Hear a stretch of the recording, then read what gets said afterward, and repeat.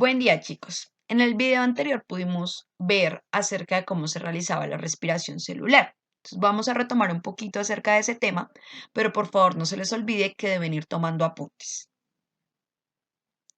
Recordemos que la respiración es un conjunto de mecanismos por los cuales todos los seres vivos intercambian gases. Lo pueden realizar con su medio exterior o lo pueden realizar de medio exterior a medio interior. La respiración la encontramos de dos tipos, dependiendo cómo se oxidan las moléculas. El primero es la respiración aeróbica. Los nutrientes orgánicos se oxidan en presencia de oxígeno.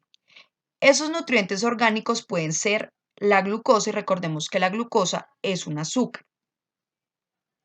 Esa energía que se produce, ya que la respiración aeróbica es es un tipo de respiración donde más ocurre la obtención de energía, la utilizan para sintetizar ciertas moléculas. ¿Cómo lo realizan? De tres maneras.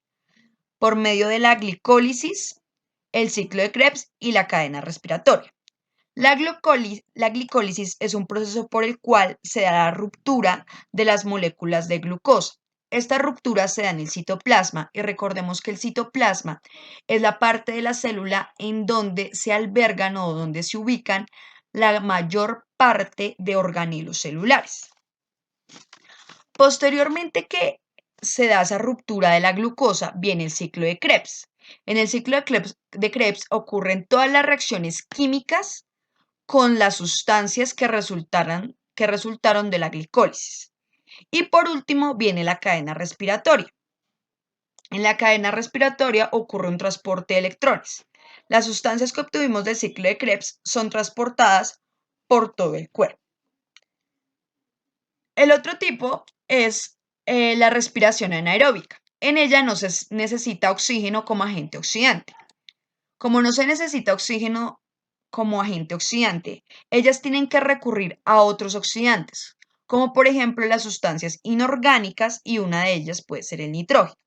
En este tipo de respiración también ocurre la glicólisis y la cadena transportadora. Entonces, una conclusión importante que debemos tener clara es que la aeróbica sí se necesita oxígeno y en la anaeróbica no se necesita oxígeno.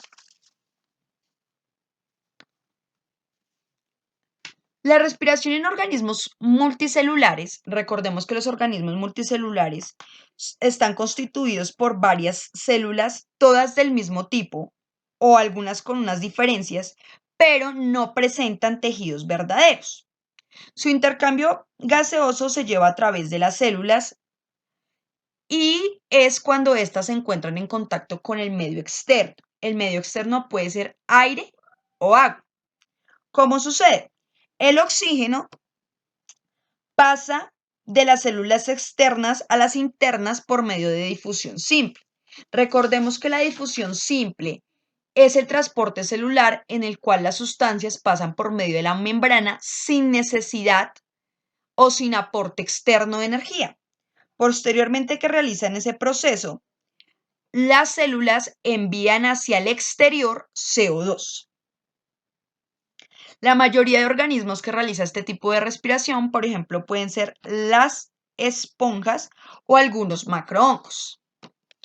Otro tipo de respiración que vamos a encontrar, por ejemplo, es en la de organismos pluricelulares. Recordemos que los organismos pluricelulares están constituidos por varias células y sí poseen tejidos verdaderos. La respiración en este tipo de organismos se da con órganos o tejidos especializados. ¿Cómo lo hacen? Ellos, a través del sistema circulatorio que apoya mucho la función de la respiración en organismos pluricelulares, se encarga de llevar por todo el cuerpo humano el CO2 a todas las células como tal. Y posteriormente se encarga de recolectar todos los desechos de CO2 y expulsarlos por medio del sistema respiratorio, por ejemplo, en el proceso de inhalar y exhalar. La respiración en plantas, ¿cómo se da? Recordemos que las plantas son organismos pluricelulares que sí poseen tejidos verdaderos. Como poseen tejidos verdaderos, tienen funciones y organelos especializados para realizar esta función vital. Las plantas, ¿dónde lo tienen? Entonces, en la parte de atrás de la planta, eso se conoce como el embés, esta parte de acá. Allí vamos a encontrar los estomas, que son poros epidérmicos que están conformados por células oclusivas. Su función principal es la apertura y cierre para que se entre el CO2 y se expulse el oxígeno.